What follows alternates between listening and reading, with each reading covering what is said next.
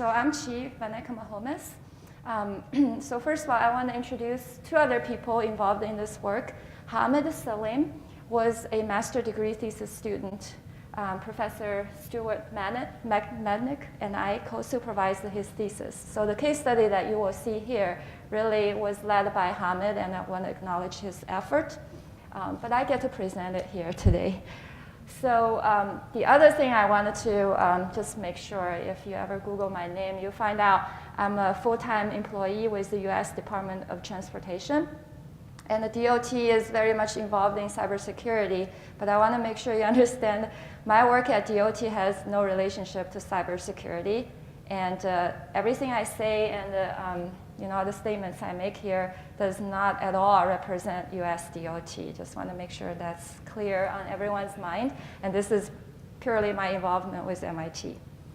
All right, I guess this slide would be preaching to the choir. I'm not going to spend more time on the motivation since you're here to listen to what we're doing. I believe it's an important topic.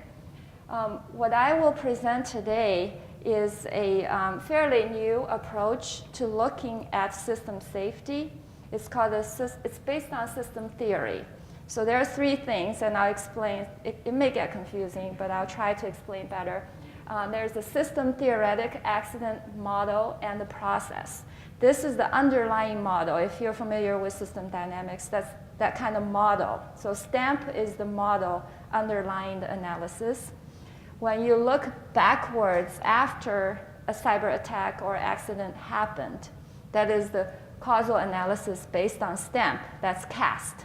And that'll be the case study I'll present mainly today.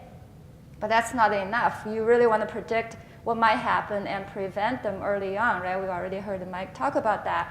And that is STPA. So there are these three acronyms. You might, if you Google up this line of work, you see them, and that's what they are.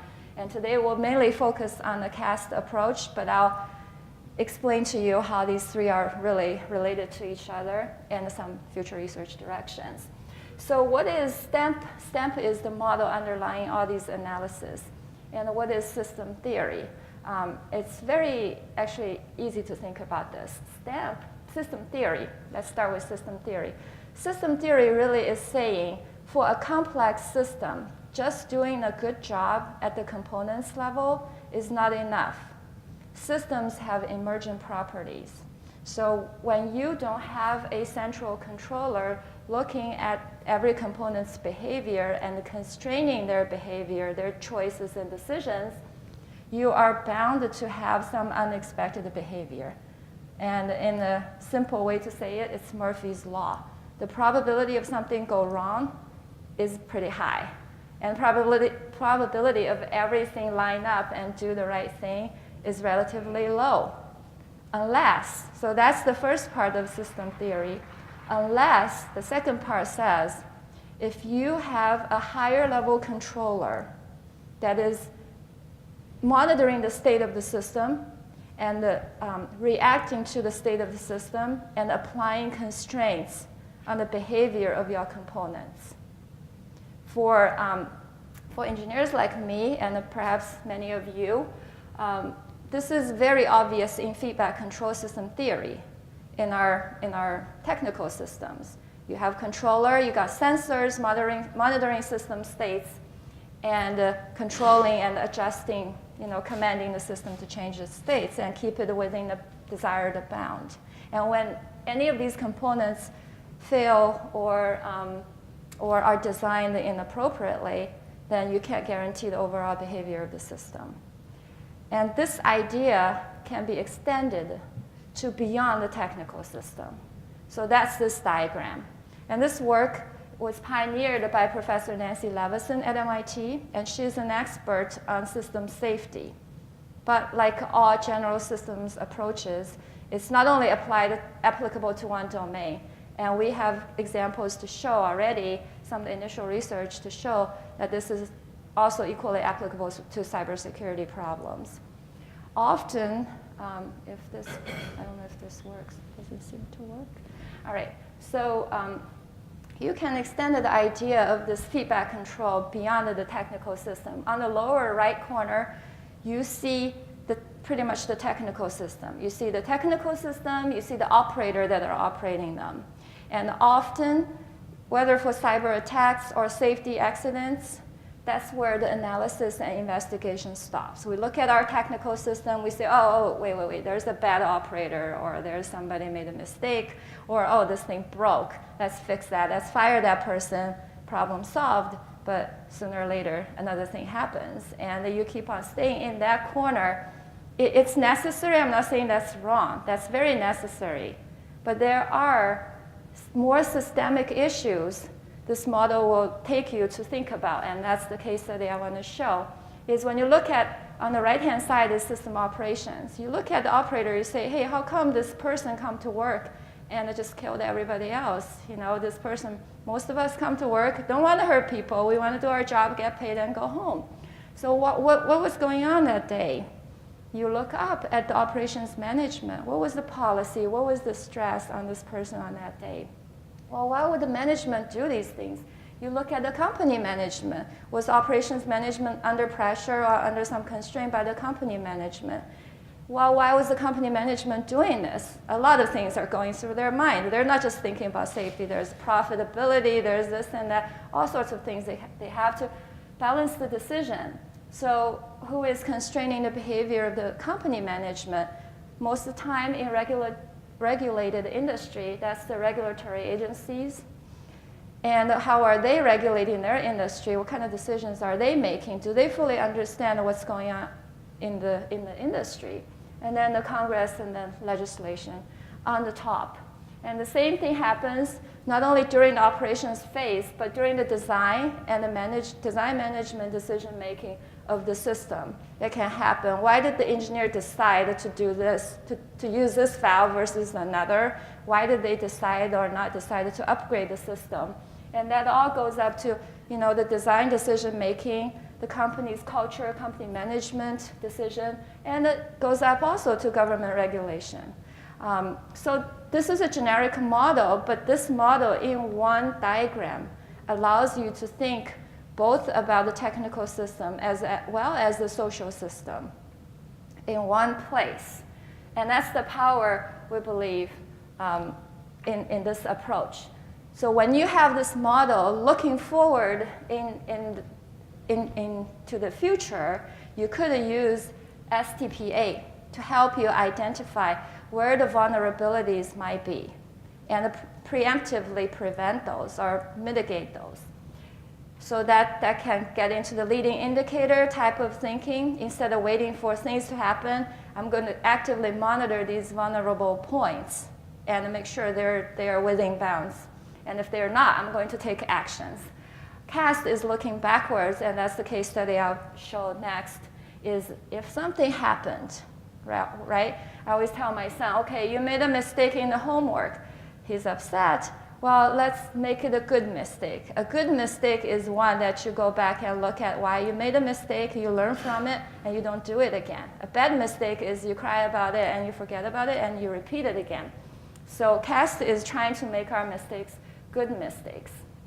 So here's a STPA process. This is a looking forward process. I'm not going to spend a lot of time in there. It's very algorithmic. It's very step-by-step, easy to follow. Here's the CAST process. It is a step-by-step process as well. Here are in total 9 steps, and I'm going to walk you through each one of these steps in the case study. The case study we looked at is, I think it's a 2007. In 2007, there's an attack to the TJX Corporation. TJX is a corporation that owns Marshalls and those off-price retailer stores. And at the time, it was the victim, the largest by number of cards of cyber attack in the history. So cost to the TJX more than $170 million. And I'll go through explain what the attack really was. And the attack lasted for over 1.5 years before it was discovered. So it's quite and I think it's no big news anymore today, right? What happened recently, not only Sony Picture, and I think it's Anthem health insurance provider that lost all the consumer data. We had Home Depot, we had Office Depot, had a Target Thanksgiving attack just in the last year, and perhaps more if I didn't remember. So we're looking at retail store here, but the approach is equally applicable to any large systems involving complex computer systems, internet, human operators, decision makers. So I want you to keep in mind that this although it's a retailer store example, we think is applicable to general systems. So here we are, 9 steps. Step 1 is very easy. Define your system. What is the system you're looking at? Usually, if you're the decision maker, it's the one that you have control over. You may not have control over what Congress decide or what the regulator decide, but you have control over what your company can do. When I work at DOT, I don't have control over regulator, but I have some ways to provide information and support their decision making, but we really don't have control over what industry do within their company. So you define your boundary of control, and you say, okay, what's the thing I want to avoid? In this case, I want to avoid a cyber attack. That's unauthorized access to customer information in this case. It's pretty straightforward. And then you say, okay, that translates to a couple of requirements on the overall system, and that's still pretty straightforward. So the next step is to draw this hierarchical control structure. And if you look at this control structure, I know it's an eye chart, but pretty much at the bottom is our retail store. Here's a store that the attack happened. Then it goes up to where was the consumer payment card processing system is, how it's connected to within the TJX system boundary, outside of the entities outside the TJX. And then it goes up to the design, the system management, project management, so the design of these systems. And then in the middle goes up to the operations management. Eventually it converges on the top management of TJX, and then the regulator at the state level, at the federal level, and up to the Congress and the legislature. So you draw this diagram. How do they interact with one another? What are the feedbacks the higher level entities get from the lower level? Are there any? Are they monitoring the state? That's immediately a question. Do they even know what's going on at the store level? Okay, if they know, in what form is that the effective form? Are they controlling, actively monitoring, and doing things with the lower level entities? If they're not, that's another question. Do we even have, are we missing a controller? A lot of times when students started doing this, they first realize, wow, there's nobody overlooking the safety issue or a cybersecurity issue. And this is one immediate discovery here. You will see it later in the analysis. There was nobody in charge of cybersecurity. So cybersecurity is an emergent behavior of the system at the mercy of everybody making the right decision for cybersecurity. And it's not always going to happen. The probability is low, actually, for everybody to line up. The probability is very high for everybody to misalign and have this kind of issue fall through the cracks. So that's immediately identifiable. All right, so we understand our system now. What's the top level goal? What does our system look like? Okay, so what happened? Now we had a attack. So what's the story, the immediate proximate event? Well, so here's the story really quick. In 2005, hackers identified that in a store in Miami here, I think it's TJ Maxx here, they have unsecured access point on their Wi-Fi network. So hackers drove by the store. They were able to access the Wi-Fi network and get into the TJX system. So from there, they started monitoring the traffic on the network. Eventually, they were able to steal the employee's account and password. With that, then they went up to where we came from, Framingham, Massachusetts, right outside of Boston. They went into the, so from here to Boston, that's funny, it's my trip today.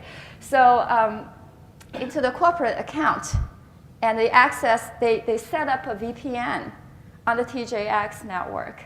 And that VPN connected to the criminal's bank in Latvia. They had a network all the way to Latvia, and they started getting all the customer information and selling them on the internet, as you can imagine, getting paid. So that went on and on until it was discovered.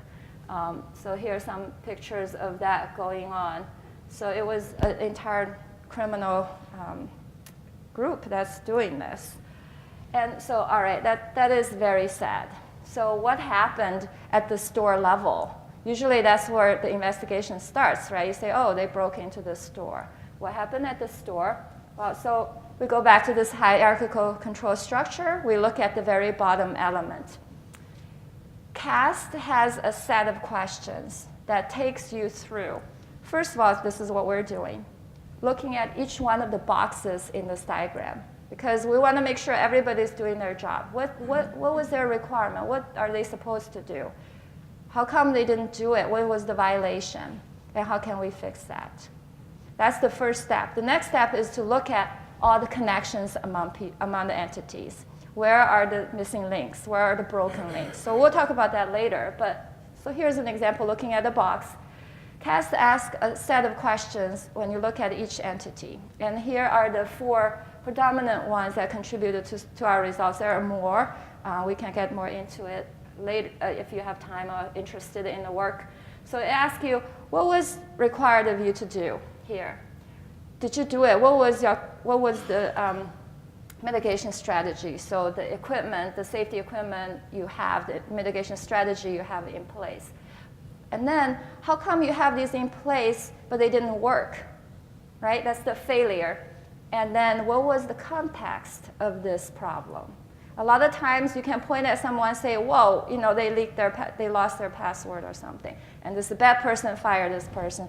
Well, maybe you want to wait a minute and look at the context. How did this happen? How did they make this mistake? Was it intentionally, or was it something else in the system not helping them? So you ask these questions. At the store level, of course, they know. They want to prevent unauthorized access to the consumer information. They did put in a Wi-Fi network access point authentication requirement. They had a requirement for having Wi-Fi encryption algorithm. So they know that. They were aware of it in the store level. Okay, but what happened? Well, they misconfigured the access point, the access point security when they installed it. And they used an encryption key that was really well known how to decrypt it. People know it on the internet. You can Google it. And they were not really monitoring the Wi-Fi traffic. So they made all these mistakes. Well, that's pretty bad, right? Why? Why were the stores so negligent about this? Here's the contextual factors. Well, they were early adopters. They were one of the first to use Wi-Fi system in the store. They didn't realize the criticality of a lot of these things. And there's a learning curve for the store to install and monitor these systems. They weren't experts to begin with. So there's that contextual factor of these decision making. So a lot of times, maybe investigation would just stop here and say, well, let's fix all these vulnerability. Let's patch it, put encryption in it. Problem solved. Really? Well, maybe we should move up and see if there are systemic causes, right? So systemic causes we're looking for goes up the hierarchical control structure. The next level up is the payment processing system. That's where the payment goes to the bank and comes back. Again, I'm just going to follow these 4 main points. The requirement, of course, is to prevent unauthorized access to the information. And do they have something in place? Yeah, they're supposed to be encrypted and conform to the payment card industry data security standard, the PCI DSS standard. There is a standard out there about this information. So there are things in place to mitigate this risk. But TJX did not really comply with all of it. They weren't in compliance with PCI DSS standard. And the Fifth Third Bancorp supposed to be the one requiring TJX to be compliant with the standard. But the context is that PCI DSS is not a legal requirement by the state, except for in Nevada. And nor is it required federal government regulation. So it's kind of an industry standard. The compliance is up to the people doing the work. And Fifth Third Bank is really not a regulatory agency. So they're getting the payment, the business is going. They really have no business getting into TJX and ask, what are you doing with this data? And they have no power over TJX. And they're not really in the business to do that. So that's the context. So TJX was not in compliance, and they weren't in trouble for it either. So that was something that happened too. So we'll say, okay, well, what else? We could go up the chain, and the analysis did, looking at each one of the boxes. Some of the interesting observation was, so we already talked about the state legislature, except for in Nevada, it's not a requirement. And in Massachusetts, where TJX is headquartered, Massachusetts looks at TJX as a company that creates jobs and generate revenue for the state, right? They are not in great, they're not interested in going in and regulate heavily on an industry like that. So state government probably reluctant to impose constraints. What about the federal level?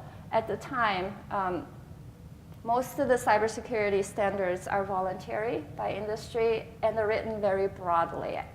And there is no regulation at the federal level existed for the overall retail industry at the time. So you can see there is, again, a lack of constraint. Maybe there's some standard, but there is no enforcement coming down from the higher level entity to the lower level. Therefore, the behavior of your lower level entities in the system is not constrained.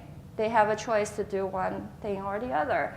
And what emerges is this unfortunate outcome here. So with this CAST process, we look at each one of these boxes, ask a list of similar questions, and find out what went wrong within each entity. But for a system, very importantly, is there are connections between the boxes, right? We talked a lot about that already. We talked about the payment card processing system and the bank. Bank is outside the TJX corporation. There's no need for them to impose things on TJX unless they're not receiving the payment that they're expecting.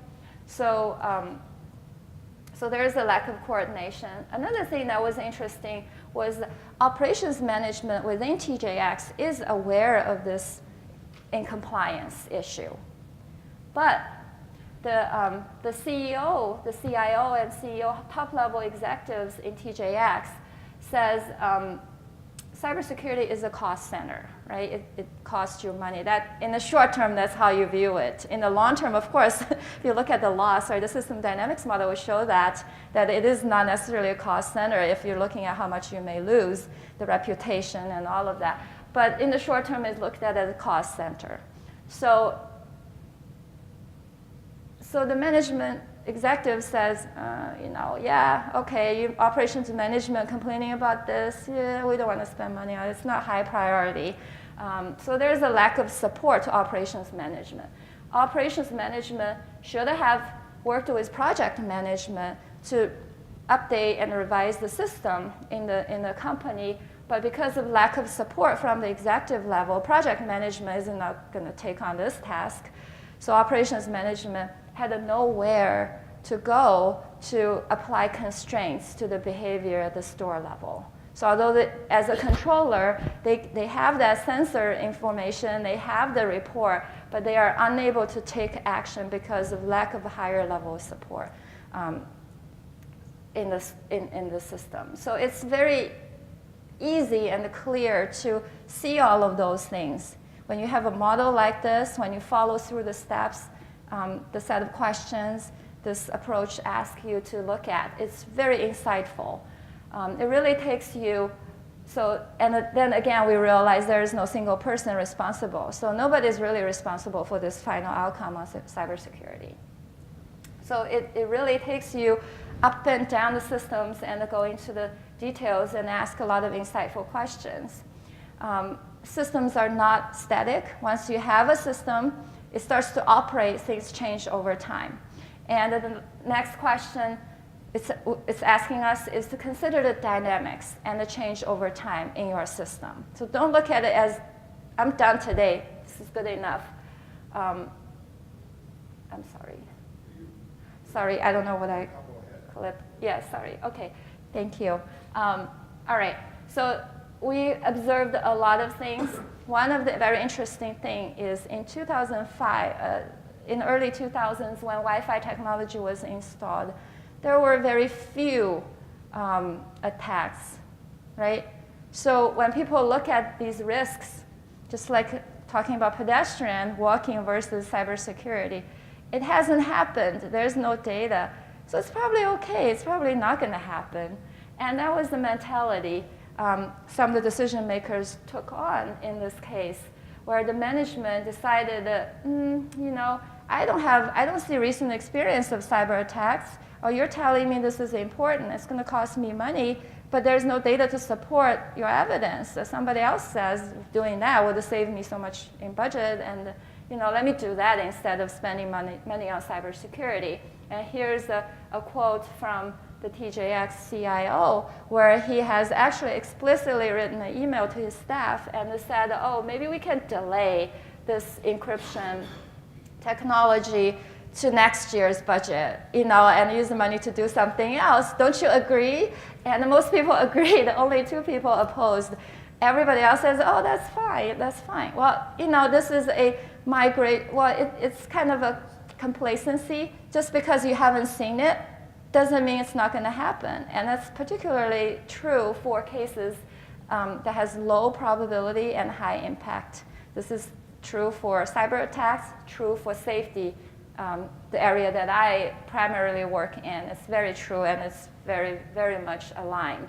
So, so this is the type of things this analysis asks us to look at. So we did a full-scale analysis, and we compared. There are 2 reports. There's a Canadian Privacy Commission did a study, wrote a report about recommending some of the things. The Federal Trade Commission also had a report out about this.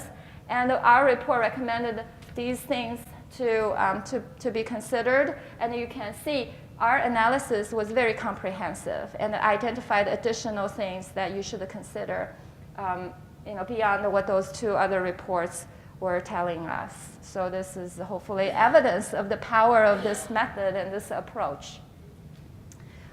So these are the contributions. This is one of the first cases we applied this safety technique, system theoretic accident modeling process technique to cyber attack case, and it's very successful. It gave us a lot of insights. The method is directly usable, so we're encouraged, and we believe this could be the method that can help us to move forward in preventing these events in the future.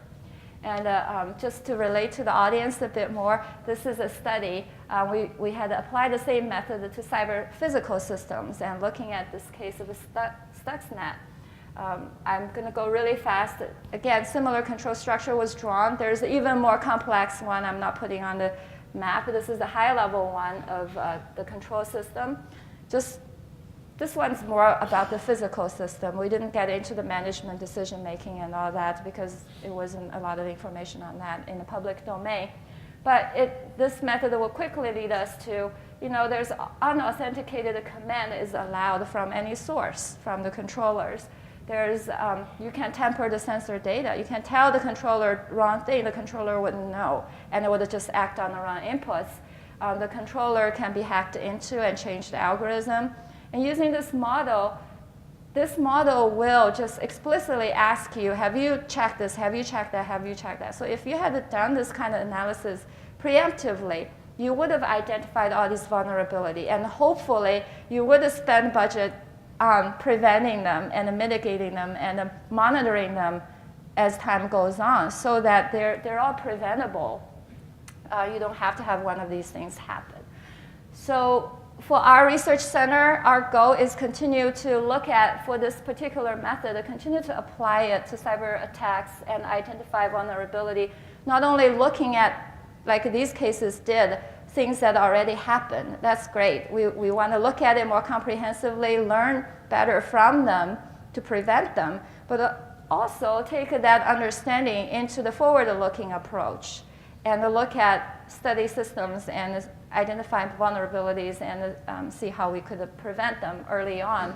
As Mike has said earlier, we're starting projects to ensure the cybersecurity of complex power systems. I'm sure Mike will talk more about those. And we, if any of you are interested, we would be very excited if you want to join the effort and work with us. And any other project ideas, if you want to talk to us about. And our URL is at the bottom if you want to look us up. Thank you.